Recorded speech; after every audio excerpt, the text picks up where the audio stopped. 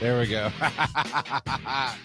And welcome to me messing up the new intro to the show. I have Charles McFall. Look, there's me by myself. I have Charles McFall, and I'm joined, of course, by Douglas Spencer today, as we have in the last couple of weeks. It's pretty good. New things, new toys, new branding, new trying to get things done. So, yes, everything seems to be going well. We're live on Facebook. Theoretically, we're also live on YouTube. So we can get those comments from either one of those places. So that is cool. Hey, man. Hey, Douglas, how's it going? What are we supposed to be talking about today? We are talking about doing the work is what we're talking about today. Work. Yeah. Oh, see? Oh, okay. You're going to play the opposite of me today. You're going to be like, no, man, everything's quick and easy. So let me set it up. It's a good question. Let me set it up. And I got to get to the point. And after this, if you hang out for a minute, I'll tell you what we're going to do next week because we're going to definitely tease it out at the end of the show here. Got a big topic getting back into Atlanta politics and EMS and how things are going. So we're jumping back into the fire next week. But yeah, doing the work. So everything's virtual nowadays, right? Is Lanty big enough to do remote school? Yes. Okay. I know you're out working, so I don't know how much what captions? I don't see captions. Are you talking about our names? Roy? Roy saying captions off, please. And I don't know how to do that. If you mean our names, I can turn our names off. Sure. That's easy enough. But the distance learning, right? Starting with something everybody can relate to. Kids are at home. Everybody, I've got one kid in high school, one kid finishing out middle school, and two kids in elementary school. And they all have to be on laptops. They all have to be doing this distant learning thing. And I've seen this school system rush their teachers into doing something without teaching them how to teach on Zoom. And to the point today, my middle school daughter, 13 years old, had a language class. And Douglas, swear to God, man, the teacher put in, you need to type in this link and watch this video. ut.ube/whatever. Everything I say is on screen. I don't know how to do that, Roy. Maybe it's on your side. Because I'm like watching the Facebook broadcast and I don't see it. So I don't know anything about captions. So I don't know. I don't know what to tell you, man. Sorry, is what I'm gonna say. Anyway, so yeah, so Douglas, you're laughing. ut.u is not a link. And the teacher, instead of fixing it herself, trying to type it in herself, see what's happening, all the students are going, that's not working. It's an error not found page. It's a 404, and she's screaming at the students, type it in. Don't click on it. You got to type it in. If you miss one letter, and then my wife apparently lit her out. It's like, tell her that's her fault. She messed it up and she needs to take responsibility and stop acting like an ass. So Crosby, being who she is, repeated it word for word. And she's like, oh, we're not going to be like that here. And my daughter went, my mom told me to tell me that. And then my wife jumps in the camera and like, you were typing it wrong. You did it wrong. It's your id. So do the work, right? This teacher didn't even bother to learn how links work. Didn't even bother to Zoom all these meetings, Douglas. I know you've been in a bunch of them. You got the Microsoft Teams, you've got Zoom. I'm sure you've been in other things like that. And you can put a link in there's a chat group, host, whatever you want to call it, always on the side of these things that you can literally put in links so they can click it. So that's part of my first example. Some people can relate to is like, oh yeah, they're not doing the work because they're rushing it. And the teachers, one, they're resistant. And when they're resistant to anything, it's going to make it go worse. But two, nobody's helping them, right?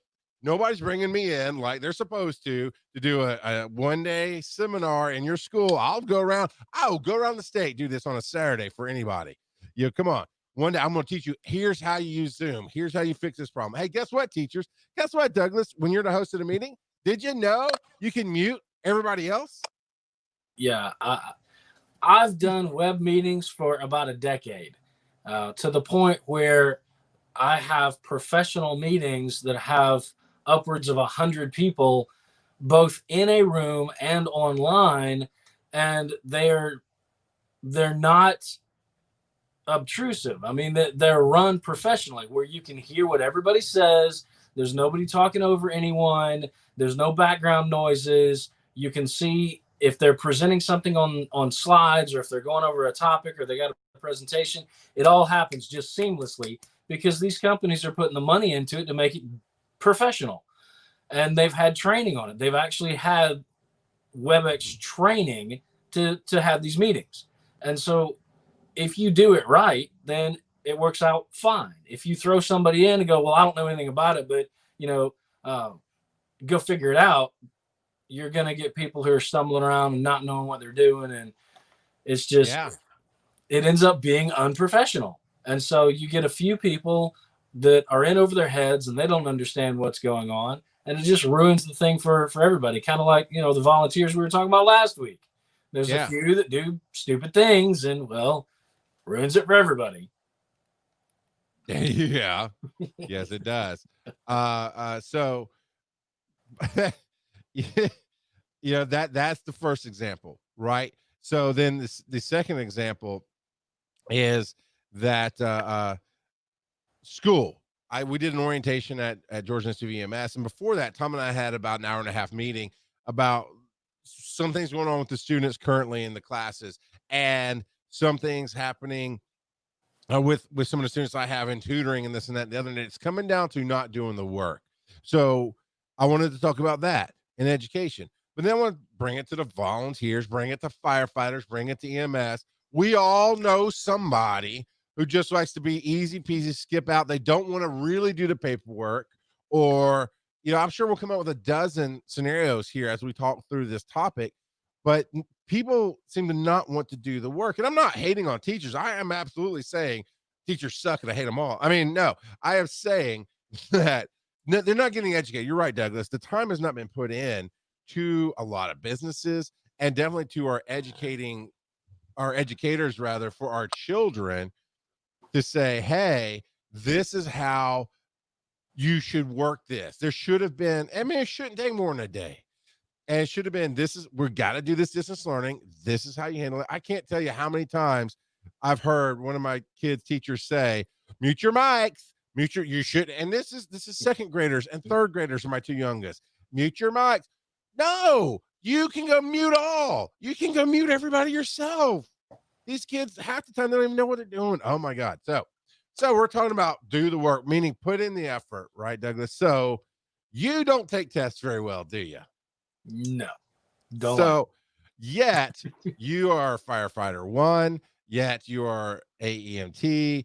So it means you've passed some really difficult tests. Firefighter 20. I don't know. I'm not trying to say you're just firefighter 1. Well, so how did you do that? Space mechanics was difficult. Firefighter was tedious.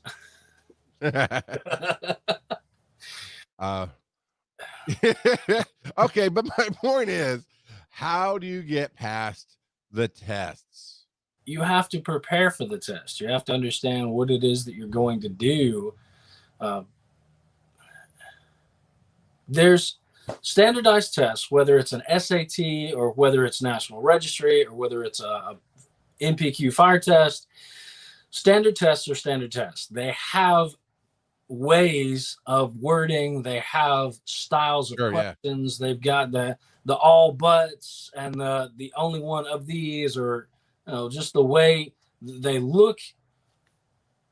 If you understand the test, if you know the material and you understand the test, that's how I get through it. Okay. I mean, the material is something that I can pick up along the way, but then understanding what the way that you're going to ask me something.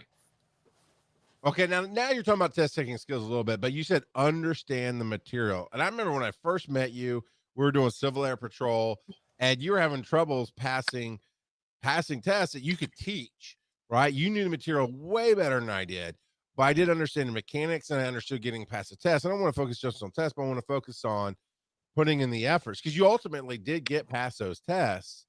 So you're talking about, when you talk about the word of understanding your material, that is putting in the work, making sure you understand how everything works, what's going on.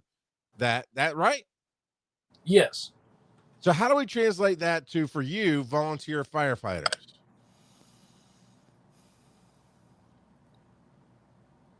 I ended up getting credentialed by the state of Georgia for things firefighter one, firefighter two, fire officer, fire instructor. I ended up as an adjunct uh, because those are the things that people in the academy are looking for to qualify the subject matter expert. And so to become the subject matter expert, you have to understand the set of questions. Translating that back to what our volunteers are doing, the way that I have to teach my classes are, look, this is your book work, this is the science, this is the why. Now this is how you're going to apply that. And every class that I do, there's always those people in there that go, yeah, I'm not really concerned about the book. I'll be okay once you just show me what it is that you want me to do. And we always have to go back, and I have to teach them how to take the test. I'm like, look, if you can't explain what it is that you're doing, if you're just going, well, step one, step two, step three, if step two is messed up, you got to figure out how to go from 1 to 3 to 4 back to 2. You've got to be able to understand why you're doing something. No, I agree. I agree fully. And that's exactly what I'm talking about. I'll go ahead and say this is my opinion. I think this is partially what's going on in our society today. But with people going home from COVID, right? Everything shut down. I know the school is actually physically closed for 5 weeks ultimately before we reopened. I know bars and restaurants shut down for even longer. There's still some businesses that aren't even open again as of this recording. Even the movie theaters haven't opened back up, right? Which is a whole nother thing. So people got sent home. A lot of people without pay. Yeah, so they get on unemployment, and then the government's trying to help them. But here's the thing: the government did this big blanket drop in of money across the country. So California, where it's I'm guessing 3 to 4 times more expensive than Georgia, or even New York City, where it's 3 to 4 times more expensive than Georgia, we all got the same money. So somebody's rent for a tiny apartment splitting with a roommate is like $1,000, $1,200, $1,600 a month for their apartment plus utilities, whatever. I don't know. Well, that same $1,600 a month will cover my rent plus all my groceries for my kids, plus, something, what I'm saying? I get a lot more mileage out of the money in Georgia. But even in Georgia, what I'm noticing is that extra money per week that went in to help out everybody, right? So we're getting more mileage off of it. People are making way more money on unemployment than when they went to work. Now, Tom likes to argue with me. He's like, no, businesses have to keep reporting income and this and that, the other. Not if they close. I don't think so. I think if you worked for a bar and it closed, you got unemployment, right? Because they closed, you lost your job essentially, and then you got that money on top of it. So now you've got people making, let's say, $300-$400 on unemployment, and then 600 on top of that. You're making $1,000 a week that you never made before. So now, guess what? It is hard for me to go somewhere and get good service because nobody wants to go back to work. They don't want to do the work. And then when it stopped, right, when the extra money stopped, what did everybody start doing? They started crying about, I'm not gonna be able to pay my bills. Douglas, tell me if you've seen this yourself. You walk into a business and you see help wanted signs.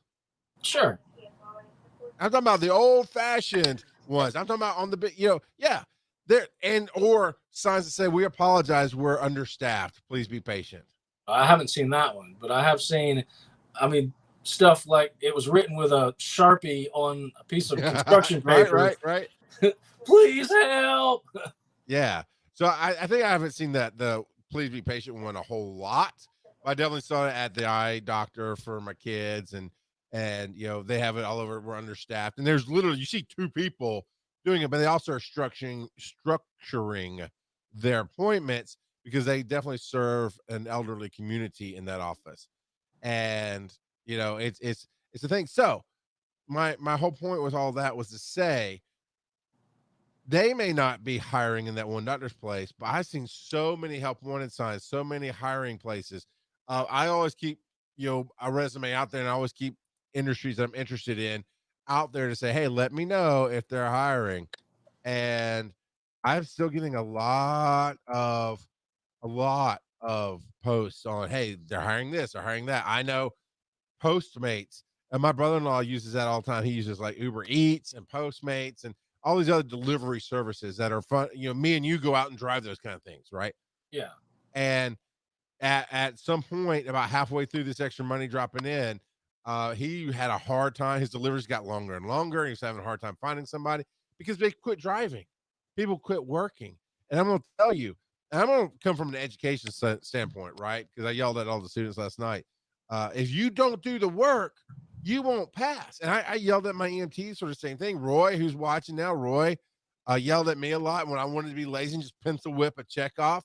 And he would give me the longest speech and guilt trip on, all right, Junior, you you get out there in the field and you reach for a nasal cannula. It's not there. I can't do a Roy Perry voice, but it's not there, you know. And you just killed your patient, and now you've lost your income. Now you're going to jail. You know, yes, that's because you pencil whipped it. And he gave a much longer version of that. And he's right. He's right. What do we do when it's not us? What do we do to fix that? You know what I'm saying? When it's somebody else, like you do the fire chief thing, you work with EMS. You know, I do the students. How do we get across to somebody? You've got to do the work, or you won't get there. Well, everyone decided that they wanted to do. Speaking about fire and EMS stuff, I mean, you don't just get into that because, well, I didn't have anything else to do, or I don't know, maybe somebody does. No, there's definitely some people who do. You know, the ones that are going to put in the effort, that are going to make it, those are the ones that want to be there for some reason. You know, they've got a family history, they've got a specific incident in their past that said, hey, you know, because this happened, I want to be able to, you know, provide that thing, you know, provide care, something. So if you're seeing those get to the point where they're like, well, you know, it's so taxing, and, you know, not everybody is doing this, you know, it becomes a, why did you start this in the first place? Are you just here because you really had nowhere else to go, and you would be doing this same thing, whether it was flipping burgers or starting IVs, or, you know, where's your motivation? What is it that keeps bringing you back here? And from my perspective, I'm a little bit jealous about paid services, paid fire, paid EMS, because they've got the ability to go, look, you know, if this is not what you want to do, you can go find another job. You know, there's a process to go through, performance evaluations, or whatever. In the volunteer world, if you find somebody who's like, nah, I just want to get a t-shirt, then it takes so I get the free coffee. Stolen coffee. Not stolen valor, but stolen coffee. It's a lot harder to get through to that kind of a person and say, look, you know, this is not a social club. This is serious business. And that's where I'm a little bit envious about having the ability to go through and do firm evaluations on somebody, where you have to appeal. And I had to do this for a long time with some of the other chiefs in the county, because we're separate departments. We had an association, but it's not like I had any direct authority over them. The best that I could do is go complain to the county about how much money they were getting, and that never accounted to much of anything. But you have to get in and figure out why the person's doing what it is they're doing. Yeah. And that, so in orientation, part of my speech is about the finances, make your payments. And that's something that I've really been strong on. And I said it blatantly, because we do separate orientations to help keep the sizes smaller in the rooms. And so I did the same speech basically twice last night for the same class. But I said, if you cannot make your payments, if you're getting into this going, well, I can do my down payment and I think I can come up with the other parts of it, do not sign the contracts. Walk away, because the last thing we want to do is put you in collections. But we will, you know, and we work with you. But it kills me to watch students who, let's use you for example. Now, you've always been good with your money. You've been much better than I have with your money. But let's say you weren't. Or, you know, I'll take myself, for example. Now, I did it on Hope scholarships, but I would always be that guy. I can do the work, and the work doesn't mean just studying. The work doesn't mean just learning the materials and passing the tests and getting good at what you do. That's not the work. The work is everything. And so I would get into a situation going to school where I can do all the work, but I don't know if I can make the payments, but I can make my down payment and I'll figure it out. And I've seen that happen so many times. And then you carry the guilt of not making your payments because you want to, in the best case scenario, you want to stand up and be that person and make your payments.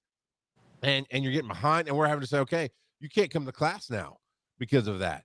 And you're getting arguments, and some people aren't best case scenario, right? Some people are, you owe me. That's the whole thing.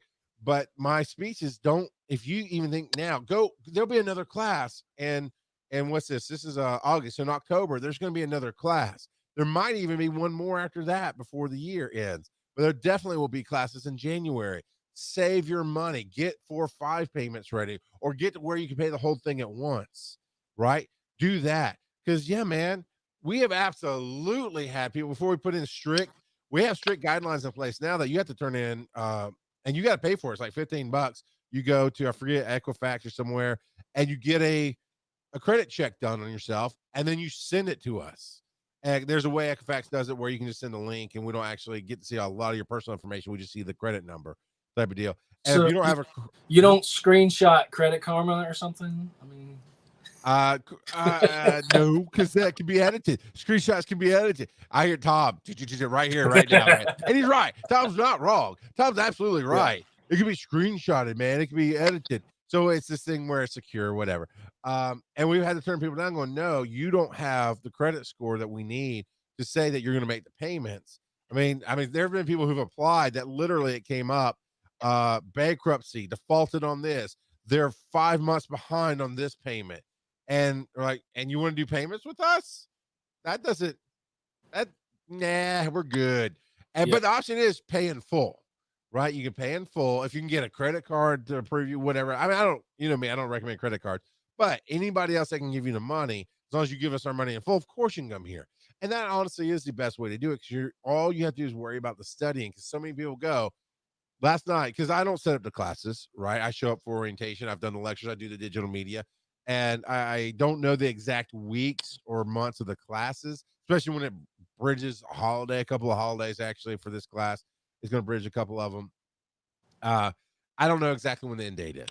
So I asked somebody in the class, how long is the class? They said 7 months. I'm like, okay, that seems a bit long, but I know there's holidays, there's this and that, and the other, that makes it longer.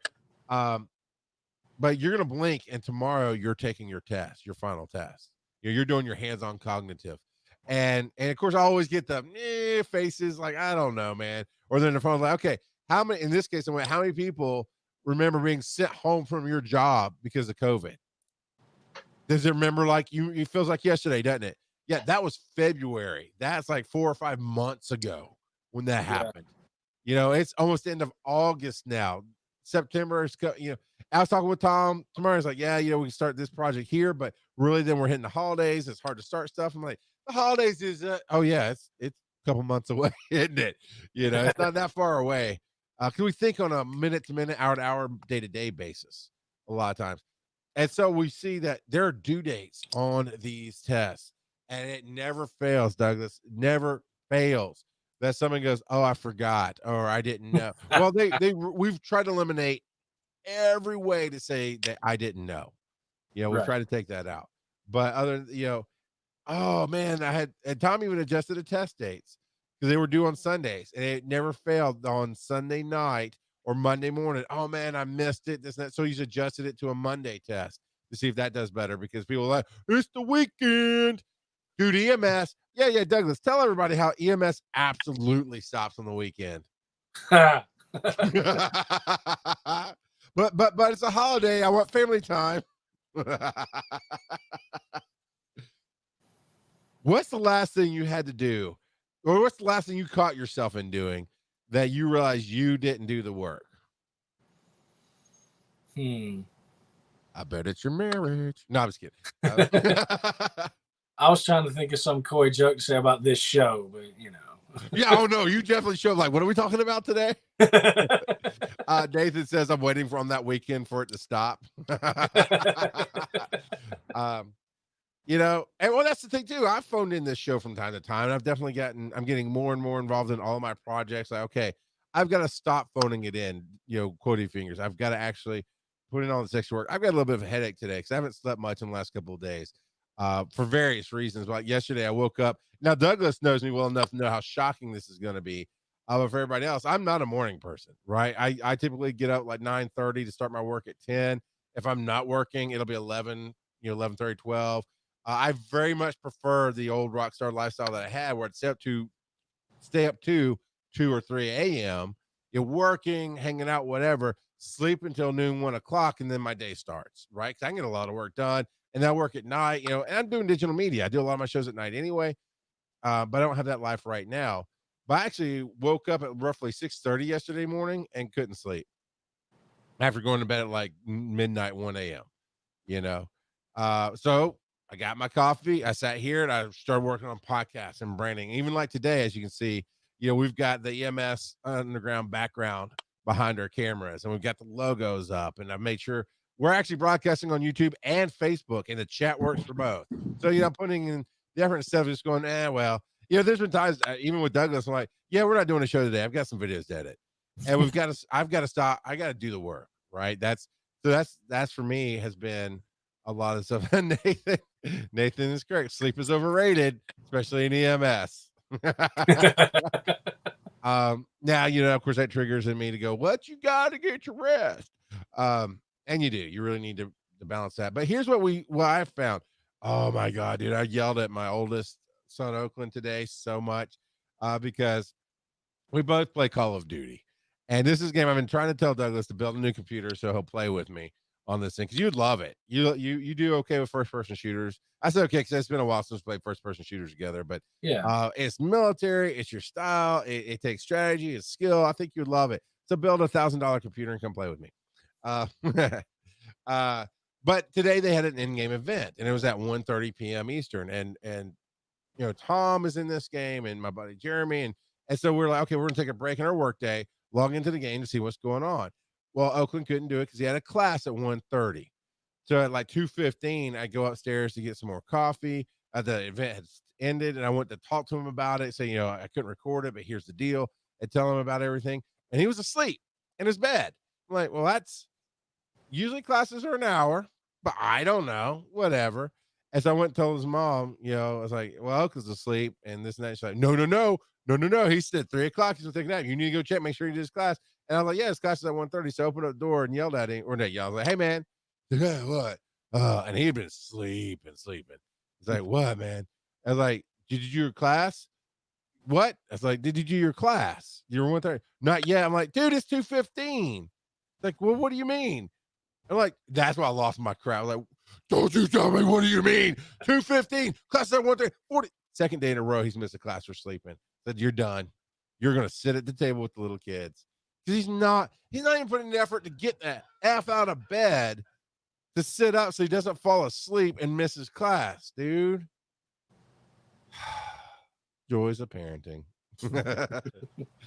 um, But you know, yeah, I mean, this show, but surely, I mean, there's got to be a moment that you go, yeah, you can look back on, maybe not recently, but you can look back on, like, you know what, that would have gone better. I was lazy. I just put it off, or I let my fill in the blank, I let my negative feelings or whatever about this person or this thing get in the way, and I didn't do the work.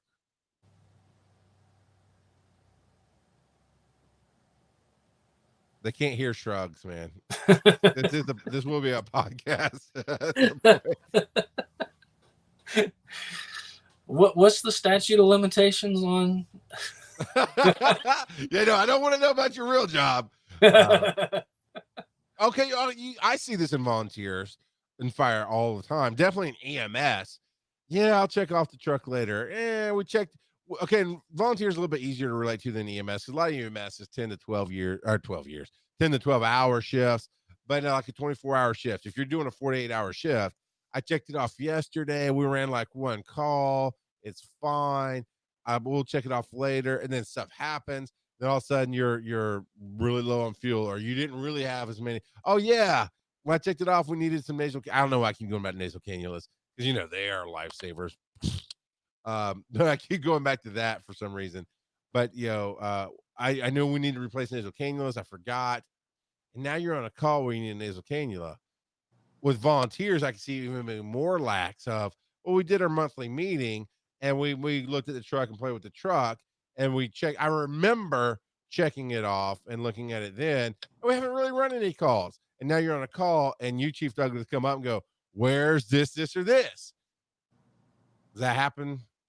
Yeah, I mean, we see equipment failures most often because somebody haven't exercised the chainsaw, or they haven't started up the hydraulic tools or something.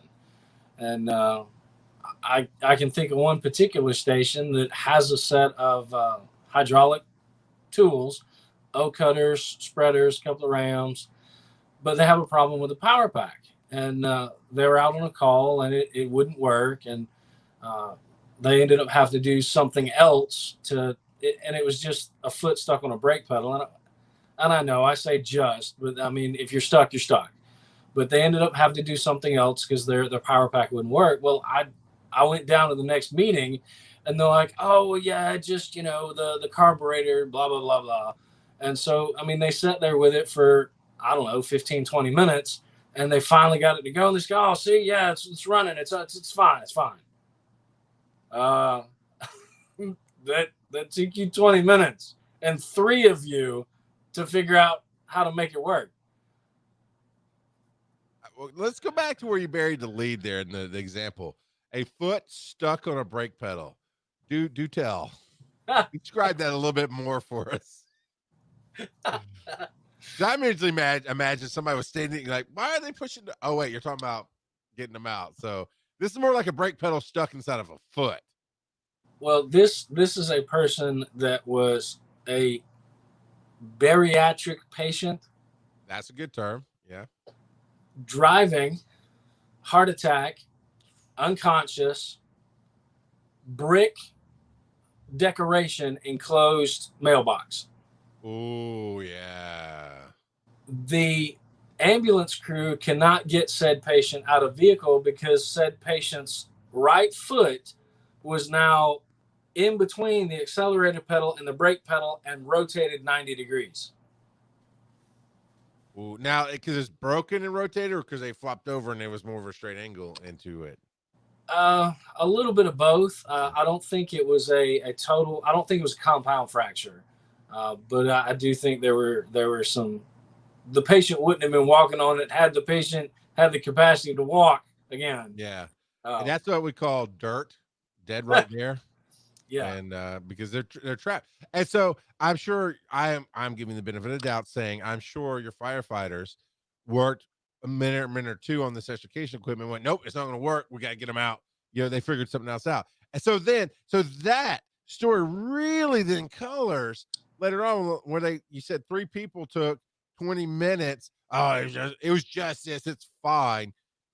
Now that person's really dead. I mean, they're dead at this point because you spent 20 minutes to get this to work and we need it to work. Now, then it goes to that sounds like somebody somewhere said that's somebody else's job. yeah, That kills me. And I've done it. It's probably why I get so angry about it. I've done it too much. Again, I always try to call myself out because I know Roy watches this and he'll call me out in a heartbeat. He ain't scared. He will absolutely call me. I was like, Junior, you did this and this and this, and he'll give real examples. And so I call out. I know I've done it. I know I've done that is somebody else's job. yeah, Right. And I get it too, to a point. You're super chief, which means you're over all the chiefs in the volunteer departments, but then you're chief, which means you're over that department. At what point do you personally go, somebody else needs to step up and do this? I'm not gonna do everything myself. I was gonna say that's kind of that's the other side of it for me is people looking and they go, well, you're the chief, you're responsible for whatever. I'm like, look, if you want this, somebody else is gonna have to do it. I'm not doing that. And let me think of a good example that we had. You came out one time out here, and we were doing like some kind of little firefighter festival thing or something. Yeah, It was I down in remember that. the stadium parking lot.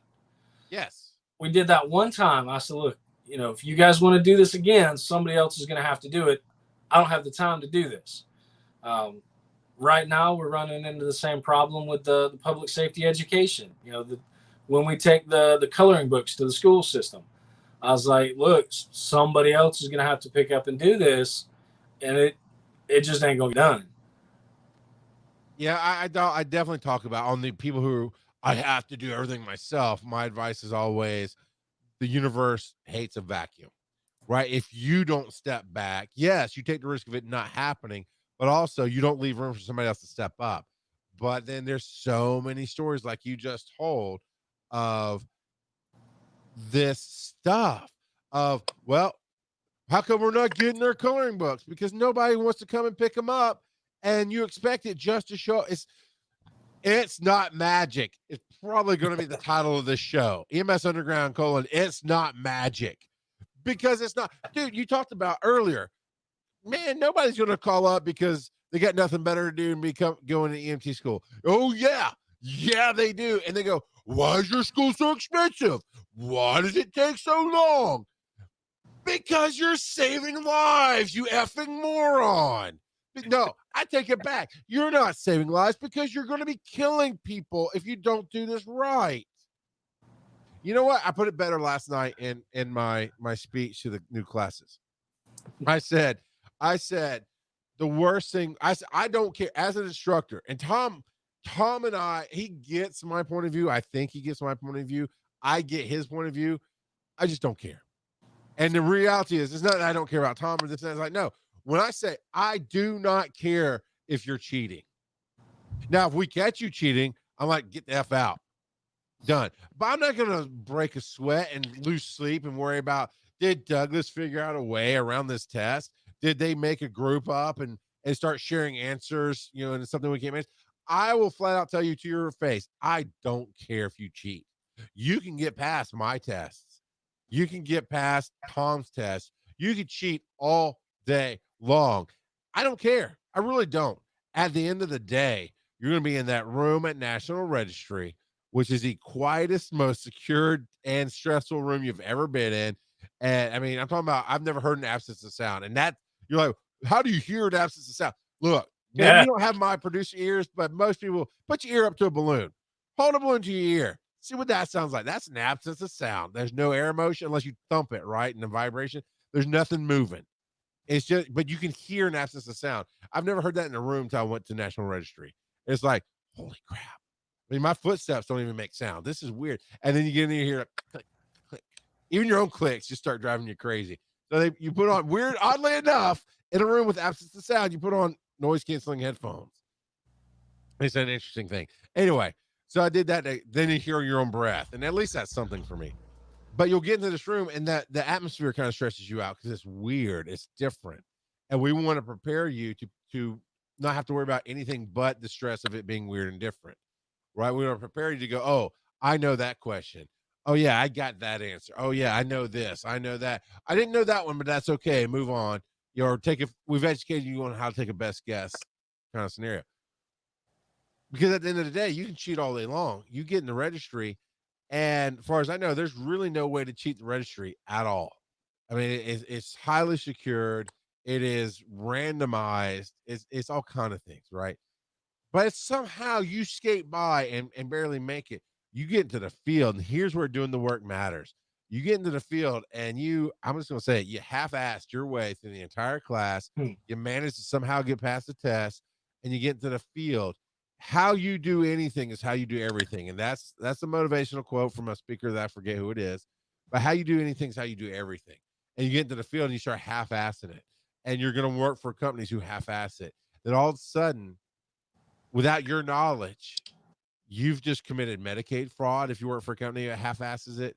I literally know people who quit jobs because they said, we just need you to sign these forms. But no, I didn't run those calls. Shut up. If you want to keep your job, just sign these forms. And they're like, no, I'm not putting my license on the line. Because here's the thing, it's not just a license. You go to McDonald's right? And you serve somebody the wrong hamburger. Best case scenario, you apologize, give them the right hamburger. Worst case scenario, they cause a scene, you cause a scene back, you get fired. And everybody goes, it's McDonald's, who cares? Or you could give somebody onions who's allergic and they have anaphylactic shock, and then you did kill somebody. Yeah, but then you just get fired, and most people still go, it's McDonald's, who cares? You know, well, I didn't know they were an anaphylactic shock. They said no onions, I'm my bad. You know, it's like, it's still McDonald's. Nobody cares. That story, Douglas, that story would not make the news in your local paper. Yeah. You know, if Cherie down there at the Subway in Oglethorpe gave somebody onions and they were allergic and they died, your Oglethorpe County Gazette is not even going to report that because it's Subway. Who cares? And that's sad. That is a sad statement on our society. But in EMS, you half-ass it, and you drove too fast. You threw somebody around and hurt the patient. They sue you like that. Worst case scenario is you half-ass it and you did something wrong and you caused clots because you bound the patient's bleeding up too tightly and you cause clots to throw and they get a PE, or they lose a limb because you put on that splint too tight and cut off circulation because you half-assed it. Now you didn't clean the IV site and they get a horrible infection. And that can be fixed, but that's the one where now you, Mr. Half-Ass, you're the one who is paying their medical bills because they will sue you. Their family will sue you in a heartbeat. Yep. And now you will lose your ability to earn money in this field because the state will probably sanction you or kick you out, take away your ability to work in the field permanently. It is a permanent ban. Even if they say, okay, you're going to get sanctions, you're going to get disciplinary action, but you can still work, the rest of your life is going to be gone to paying their bills, paying their family. And in the worst case scenarios, as I said last night, I see people go to jail all the time and come out better people. I see people go to jail all the time and come out worse people. I'm not saying jail is pleasant. I'm saying jail is not nearly as bad to me going to jail for a certain amount of time and doing my time as in paying somebody for the rest of my life because of my mistakes or my dumb choices. And it doesn't matter if you file bankruptcy, that lawsuit will follow you. You do not get out of paying for somebody's death or dismemberment because you don't have money. Even if you are cleared of the wrongdoing, the stigmata is still going to follow you. You take somebody who's been accused of something like that and they get, oh, well, they were cleared of all the charges. Oh, well, who did they pay off? Yeah. And so it makes it harder to get a job. It's all this. But if you do the work, right, you show up and you get, man, it goes back to one of your opening statements. My brain keeps going back to that. Well, because I just want to punch somebody in the face. Oh, don't do good a book. Just teach you what I need to know. Right in the face. That's what you need to know. The book would have told you to duck, dummy. You have to put in the work. You have to put in the effort.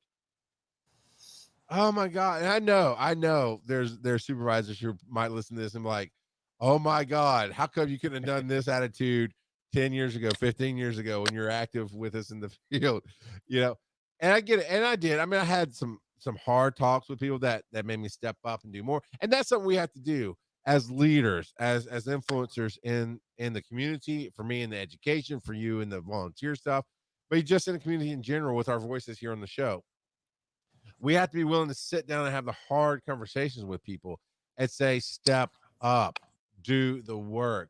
I understand what it's like to be exhausted and catch that last call 5 minutes before your shift and go have to run it. And then you go an hour away because you need to.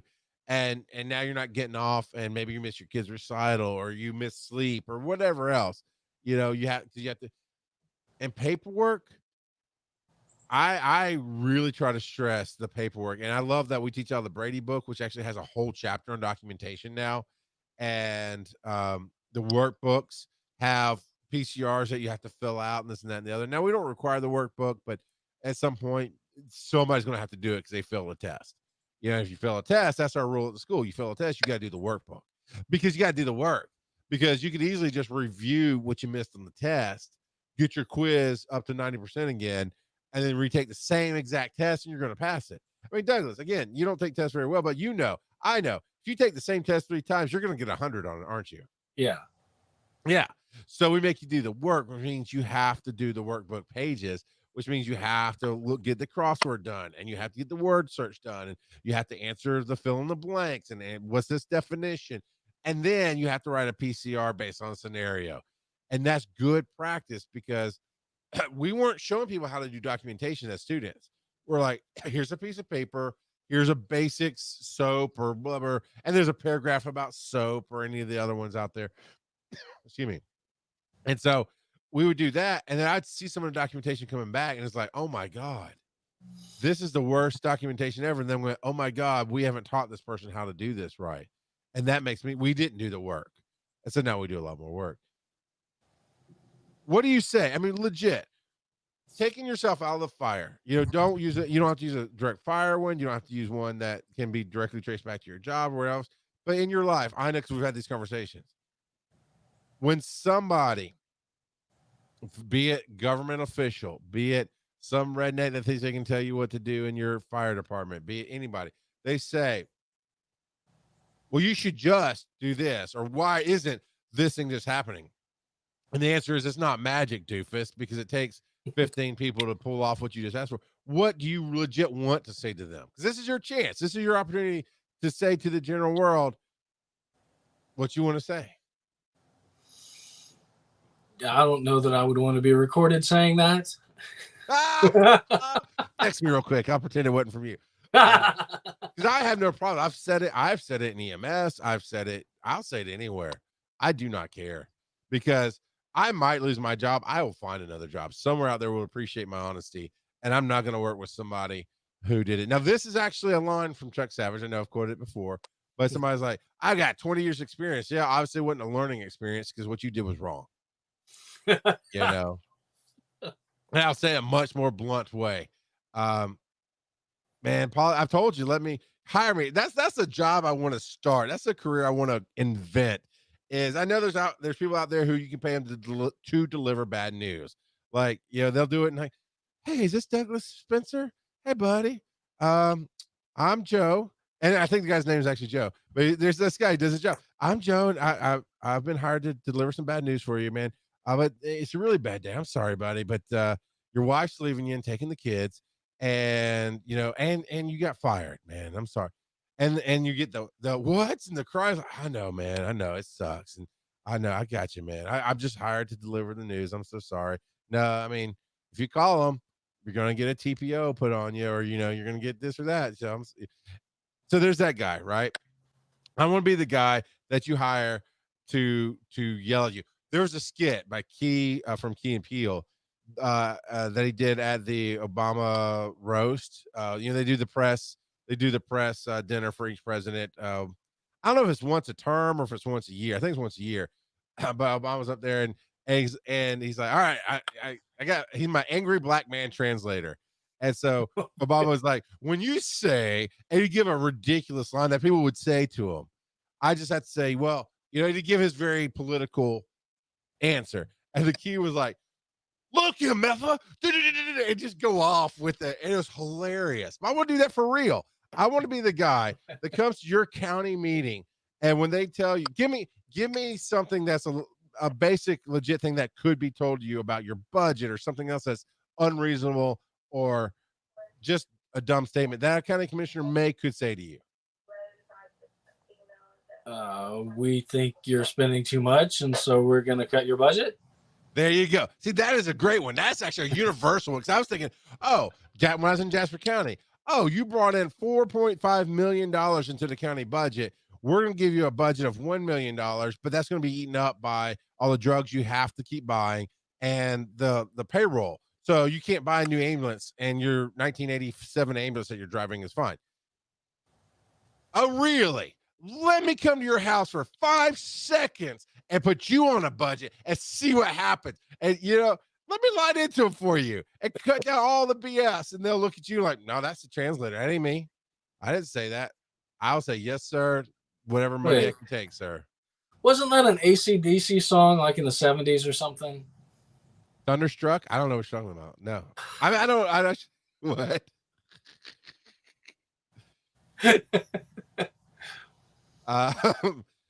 Uh, and we got about 10 minutes left. I guess some All other I stuff can to talk think of about. is the line that says, "I'll be your backbone. For a fee, I'll be your backbone."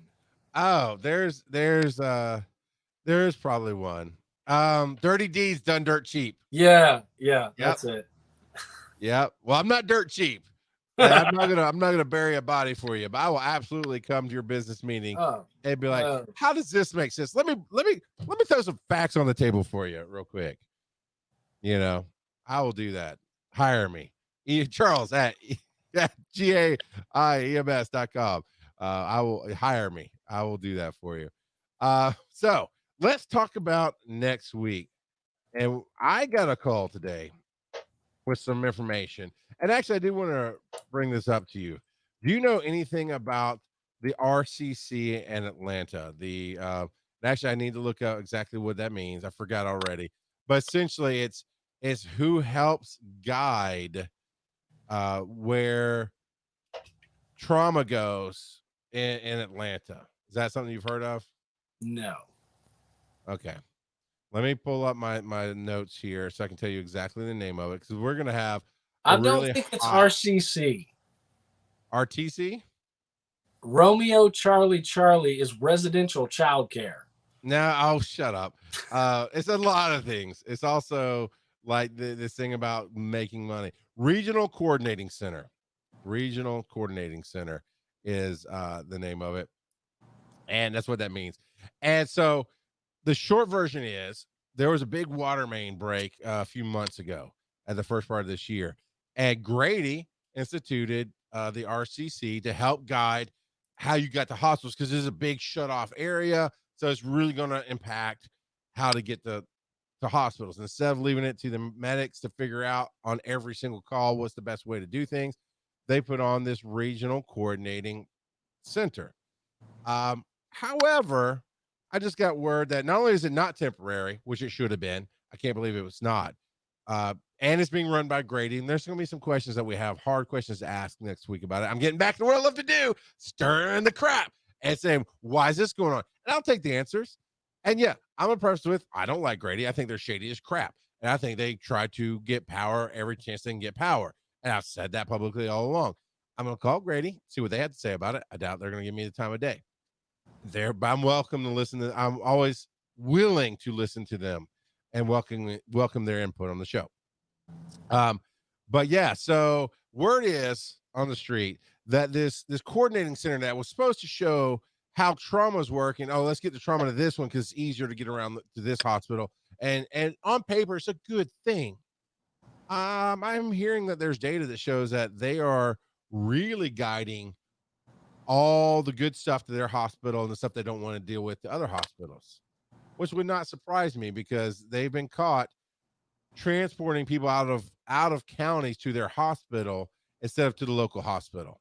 And they say every time, "Oh no, that's not us. Oh, we can show you these numbers." That one, they control the numbers that they show us, and they spin it certain ways. But I've actually blatantly asked them at a meeting. So you're telling me, according to the numbers you gave me, this, and this. I don't remember an exact example. But I went up to the CEO of Grady to his face and said that, and he's like, "Yes," and turned away and walked away from me. And I'm like, "No, there's bullshit." So we're calling some bullshit next week. So I'm gonna send you some stuff to look into. And I will play all sides of it. I'll play whatever information I have. But the Georgia Hospital Association is now buying into this RCC. And what I'm understanding is, and please always, this is a voice for EMS. This is why I do this show, is to get that word out there so you can say, no, that's wrong. That's a misunderstanding, like AMR did with Dunwoody and how it's being portrayed in the media. It's like, no, there's a misunderstanding here. Here's the numbers. Here's the facts. Here's the stuff we'll make public. You can go look it up. I am always down to clear up misunderstandings. I'm always down to call out dirty, shady crap. So the Georgia Hospital Association apparently is buying into the RCC, not monetarily, but we are going to do that. And now all hospital to hospital transfers are going through it. And that's a system run by Grady. And I understand I don't have the numbers. I'd love somebody to get me the numbers. But I understand there's hundreds of pages of data that show the high paying patients are being transferred to Grady, and all the low paying patients are not as profitable patients are being transferred to other hospitals. Interesting, as they say. So, Douglas, I'm going to shoot you some basic information that I have. Anything I get this week, I'll definitely forward on to you. But that is what we're going to be hammering next week on this show is the RCC a shadow scam for Grady to get more money and power, or is it really something that the state needs to adopt and look at and take over? And is it a good thing for our community? And I mean that. That's a real question. But I'm not even gonna lie. I think Grady is not the medics, not the employees. I think the people running Grady are shady as crap, and we're too big to fail, which I never believe is true. And they had the city bail them out not that long ago because they were going to go bankrupt, and yet they're one of the biggest for-profit nonprofits out there. You know what I'm saying? So yeah, let's get dirty next week. That's going to be that. Now, Douglas, talk a little bit about what we're trying to do with the other Facebook page, the Volunteer Firefighters of Georgia. So we started a Facebook page for volunteer firefighters because I felt that there wasn't enough information getting to volunteers, and we never really got very far with it. We did one show, one recording where we kind of set it up and said, well, this is why I'm getting involved in this. This is where my personal background and stuff come from. But I really wanted to expand it into current events, issues that the current council is facing, some of the discussions about creating a council specific for volunteers. And that really comes back to the fact that the current council has been instructed by the Attorney General's office to make a single standard for all firefighters in the state of Georgia. I think that's just rubbish. So it was an avenue for us to kind of vet that out and see how things are working, see where other people are coming from, and just kind of give a voice back to the volunteers. So yeah, so we're going to be working on that together. We'll probably start by streaming this show separately, but maybe we'll start up another show to separate firefighter from EMS. Because I know there's plenty of volunteers who don't care about EMS and what's going on in the politics of EMS, and vice versa. There's plenty of paramedics who don't care about what's going on with volunteer firefighters. But for now, we're going to be playing that here together on this show and the EMS Underground. And you can find it at facebook.com/VFF Georgia, GA, right? That Volunteer almost firefighters. looks like a bad word when you put it on the screen like that. You're definitely a born medic when you see everything is dirty, man.